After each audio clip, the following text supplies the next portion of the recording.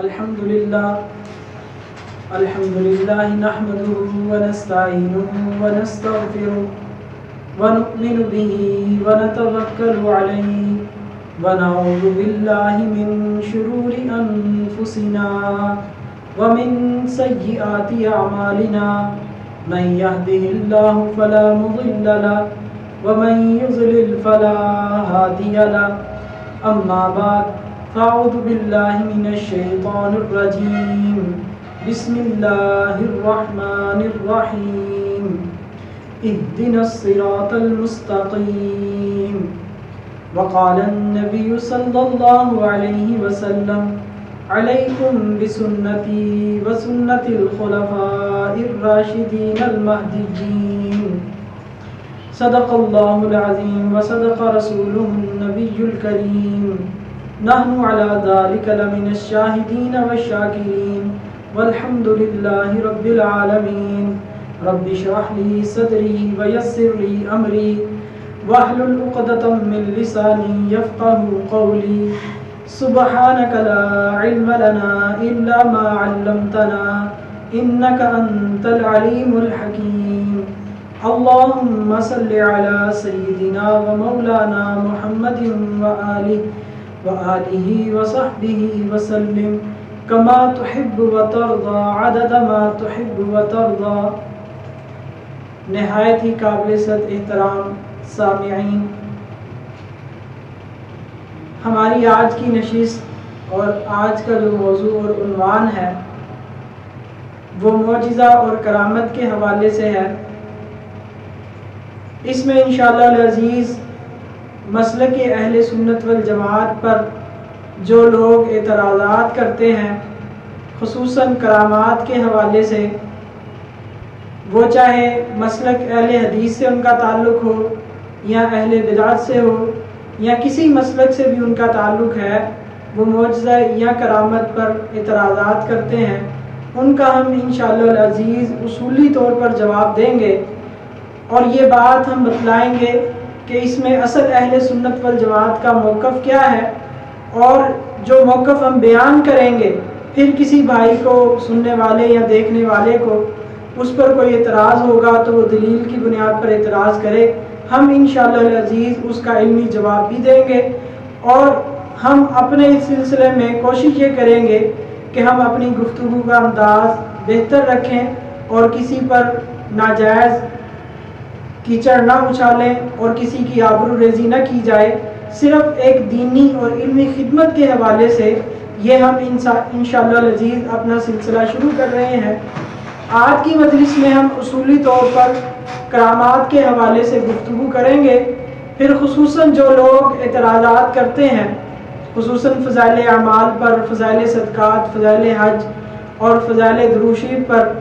پھر اس کا ہم انشاءاللہ فرداً ایک کلپ کا جواب بھی دیں گے، اور اس میں چاہے اعتراض کرنے والا معراج ربانی ہو یا توصیف الرحمان ہو یا شمشاد سلفی ہو یا دیگر جون سے علماء ہے، اس میں ہم انشاءاللہ العزیز یہ سیریز شروع کی ہے، اس میں ہم انشاءاللہ العزیز ایک کرامت کے حوالے سے اس کا بھی جواب عرض کریں گے اور دلائل کے ساتھ عرض کریں گے، اور کوشش یہ کریں گے کہ ہم جواب میں ایسی شخصیات کو پیش کریں جس کو وہ مانتے ہیں، مثال کے طور پر شیخ الاسلام علامہ ابن تیمیہ رحمہ اللہ اور ان کے شاگرد ابن قیم رحمہ اللہ، اور اسی طرح دیگر محدثین کے حوالے سے ہم ان سے یہ ثابت کریں گے کہ جو اہل سنت والجماعت کا موقف ہے بیانی ہی وہی موقف ان حضرات کا بھی ہے، کیونکہ یہ بھی اہل سنت والجماعت کے بہت بڑے علماء ہیں اور مسلک کے حوالے سے، دین کے حوالے سے ان کی بہت ساری خدمات ہیں۔ تو اب کرامت کے حوالے سے اور معجزے کے حوالے سے ہم گفتگو شروع کرتے ہیں۔ سب سے پہلے یہ بات یاد رکھ لیجئے کہ معجزہ اور کرامت جو ہے اس میں یہ اللہ تبارک و تعالیٰ کی قدرت کا نام ہے۔ معجزہ اور کرامت یہ اللہ جل جلالہ کی قدرت کا نام ہے۔ اس میں فرق، اس میں اصل بات کیا ہے کہ معجزہ جو ہے وہ نبی کے ہاتھ پر ظاہر ہوتا ہے اور کرامت ولی کے ہاتھ پر ظاہر ہوتی ہے، اور اس میں نبی اور ولی کو اختیار نہیں ہوتا، بلکہ اللہ تبارک و تعالیٰ اظہار قدرت کے لیے اس میں کچھ حکمتیں ہوتی ہیں،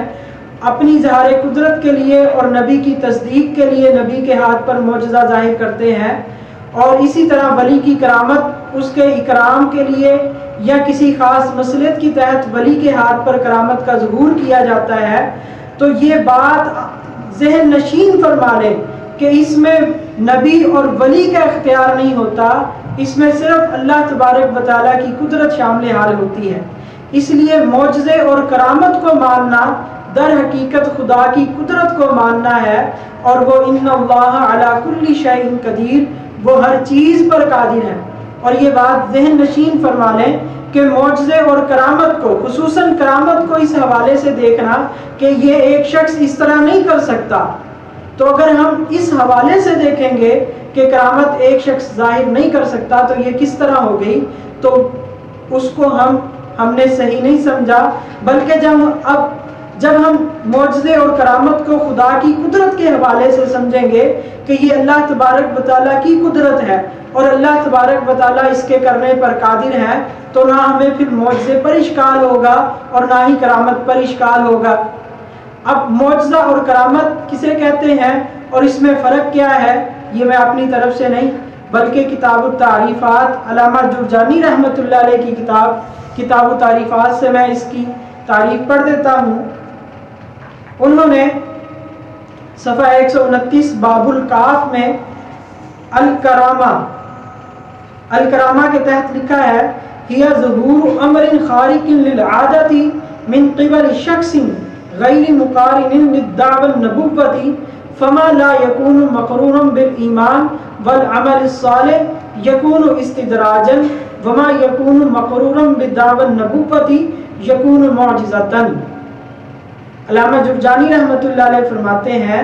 کرامت ہی ظہور امر خارق للعادت، کہ کرامت کہتے ہیں ایسے امر کے ظاہر ہونے کا نام ہے جو تو عام عادت میں نہیں ہوتا، عادت کے خلاف، روٹین کے خلاف جو چیز پیش آئے اور ایسے شخص کے ذریعے، ایسے شخص کے ہاتھ پر من قبل شخص،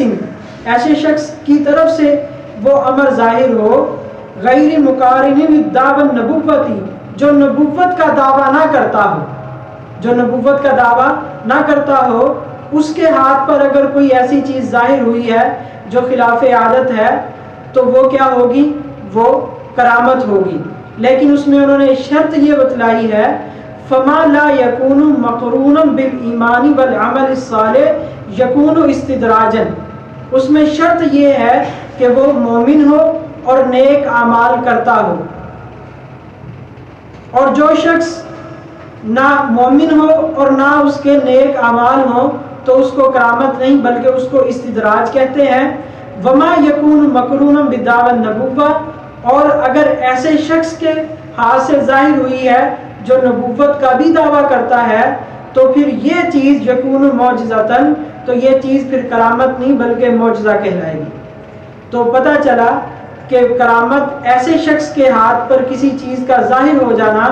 کہ جو نبوت کا دعویٰ نہ کرتا ہو بلکہ مومن ہو، نیک اعمال کرتا ہو، کتاب و سنت کا پابند ہو، اگر اس کے ہاتھ سے کوئی چیز ظاہر ہو تو وہ کرامت ہوگی، اور اگر ایسے شخص کے ہاتھ پر ظاہر ہو جو دعوی نبوت بھی کرتا ہو تو وہ معجزہ ہوگی۔ اب معجزہ اور کرامت ایک ہی چیز ہے۔ قرآن پاک، اب معجزہ اور کرامت یہ اللہ تبارک و تعالیٰ کی طرف سے ہوتے ہیں، اس پر قرآن پاک کی بہت ساری آیات ہیں جن میں سے چند ایک میں آپ حضرات کو بتا دیتا ہوں۔